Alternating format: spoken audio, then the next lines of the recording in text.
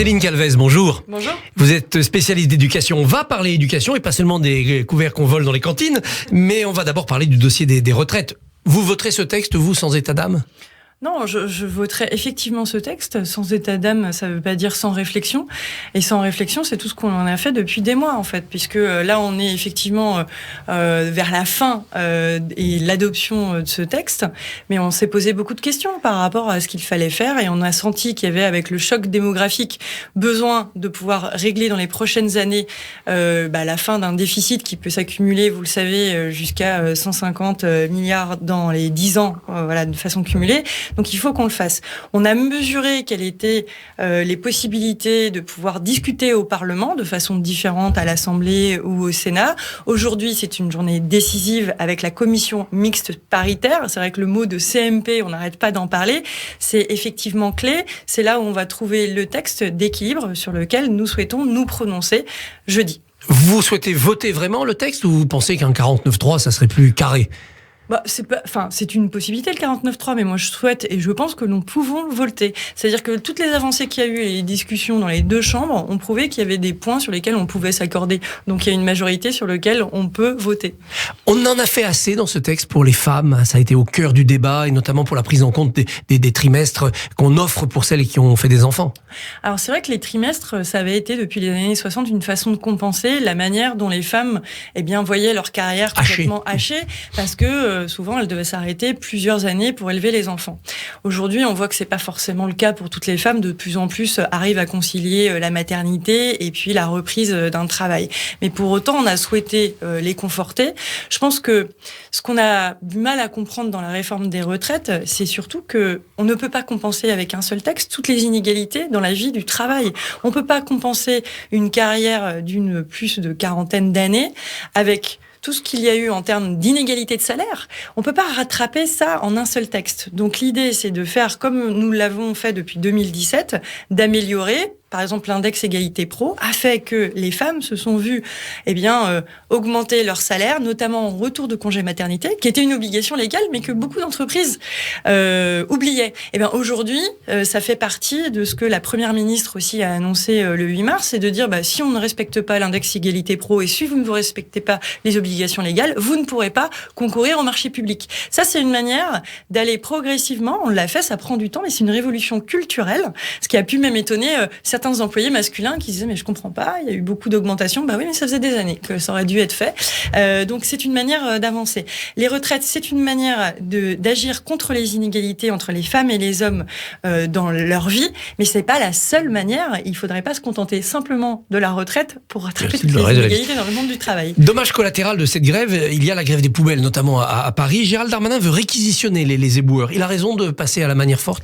La manière forte, je pense qu'il le faut, parce qu'on est quand même dans une situation qui peut être inquiétante, c'est-à-dire au-delà de l'aspect visuel, c'est aussi l'aspect sanitaire, hygiénique, qui fait que ça devient vraiment une façon... il faut répondre, il faut respecter les Parisiens, il faut respecter... Il y a d'un arrondissement à l'autre, j'ai l'impression que ça se passe différemment. Oui, parce qu'il y a des sociétés privées d'un côté, la régie municipale de l'autre. Il y a des volontés chez certains arrondissements d'arranger cette situation pour pas que les Parisiens en pâtissent. Alors parlons éducation, votre spécialité. Le ministre de l'Éducation nationale, Pap Ndiaye, devait annoncer aujourd'hui des mesures pour plus de mixité sociale à l'école. Et puis c'est repoussé. Une fois de plus, c'est repoussé. Pourquoi ? C'est repoussé. Alors, vous le savez, c'était le début de notre entretien, c'est qu'on a beaucoup d'attention portée sur les retraites.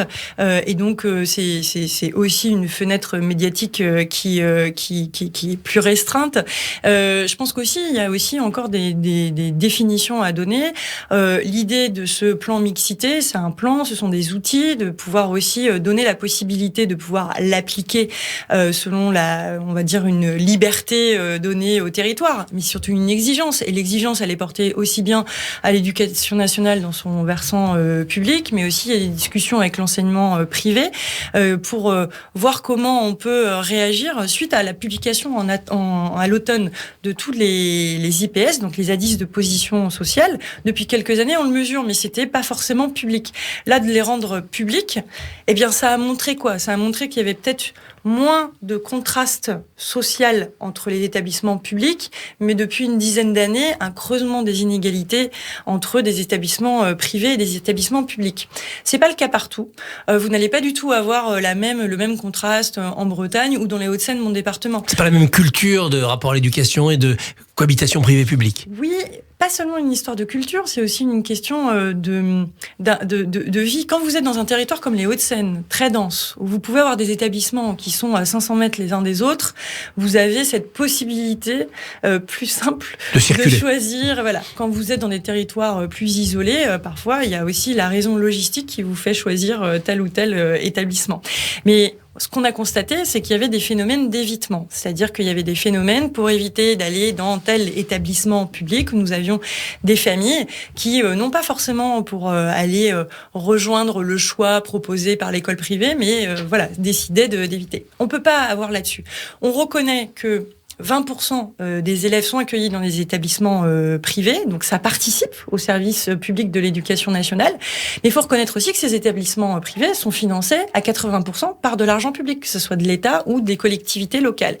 Et donc, toute l'idée, c'est de trouver comment respecter non seulement la liberté de recrutement de ces établissements, recrutement des élèves, recrutement du personnel, mais en ayant à cœur d'éviter des situations de ségrégation sociales qui sont parfois constatées. Le privé est prêt à jouer le jeu ? Vous le sentez disponible maintenant ? Je pense que, alors, moi, pour avoir passé une grosse matinée dans les établissements de ma circonscription et d'avoir rencontré aussi le secrétaire général de l'enseignement catholique, il y a une volonté. Parce que, en fait, ils sont aussi sur un modèle qui se doit d'accueillir et de pas exclure. Donc en fait, il faut qu'on leur demande des comptes, il faut qu'il y ait une transparence, mais on peut pas aller dans une recherche de mixité imposée. Donc ça veut dire organiser des organismes de dialogue par rapport à des données. Les données, les IPS, les indices de position sociale, on les a. Mais par exemple, moi je n'ai pas accès à la façon dont les collectivités locales financent une partie des établissements privés. C'est-à-dire qu'on n'a pas forcément l'image globale de ce qu'est l'investissement public et selon ces territoires. Moi, je pense qu'on peut faire de la mixité. C'est pas une mixité par établissement, c'est une mixité à l'échelle d'un territoire.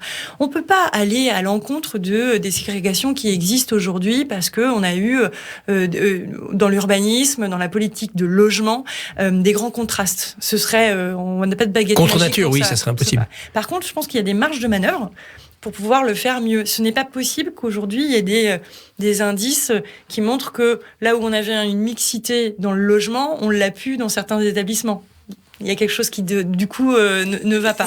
Et ça, c'est un travail de dialogue. On peut pas imposer. Il faut respecter cette liberté. Mais je pense qu'il y a une volonté de le faire. Et il faut qu'on trouve les voies entre la négociation et puis l'incitation, imposition.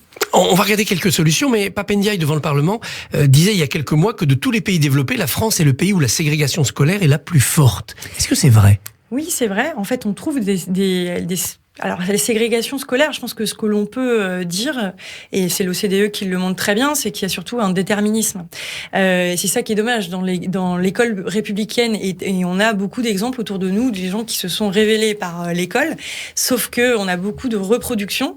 Ce que Bourdieu disait il y a quelques dizaines d'années. Dans un ouvrage appelé La reproduction. On le voit encore. Et donc, on a des possibilités maintenant de faire que il n'y ait pas de déterminisme. Et c'est déjà au cœur du projet d'Emmanuel Macron, c'est d'éviter l'assignation à résidence, de dire je peux naître dans telles conditions, mais je peux trouver dans la société française des manières de changer ma propre condition. Cette priorité, cette reproduction, elle profitait pas forcément aux plus aisés, aux plus riches, mais souvent aux enfants de profs. C'est ceux qui étaient dans le système qui en profitaient le plus, c'est vrai ?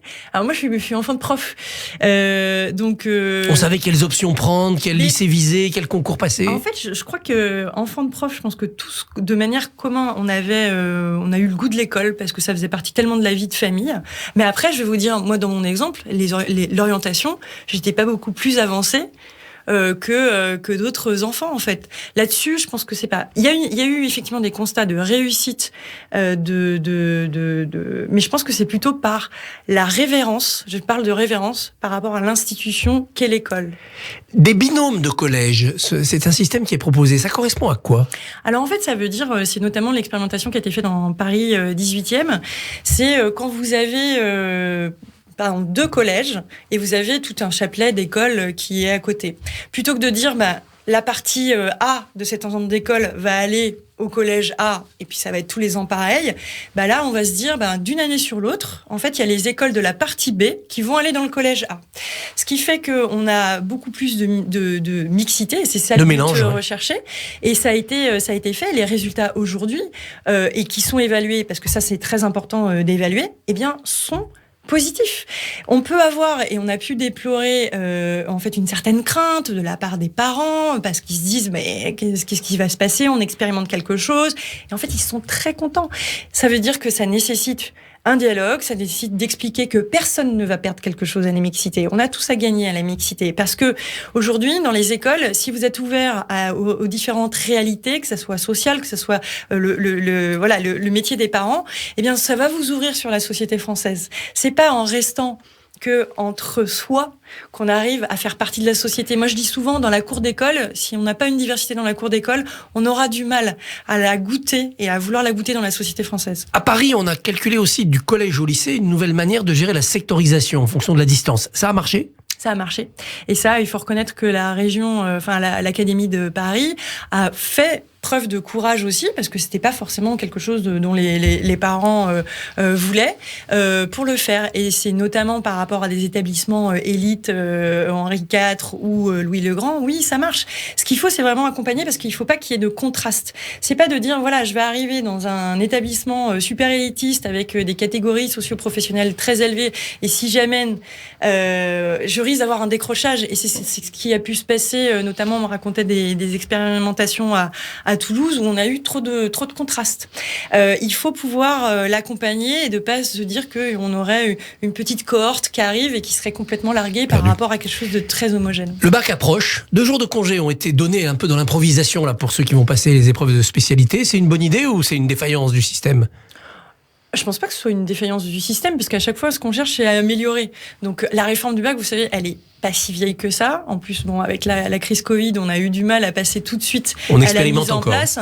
Moi, je crois beaucoup dans cette réforme. En fait, quand elle a été portée, ce qu'il apportait, c'était le goût de l'oral, c'était le choix des élèves, des spécialités, de pouvoir combiner le choix, par exemple, des sciences et de l'économie, ce qui n'était pas possible avant. Alors que pour moi, c'est une des solutions au défi climatique, c'est de faire les deux.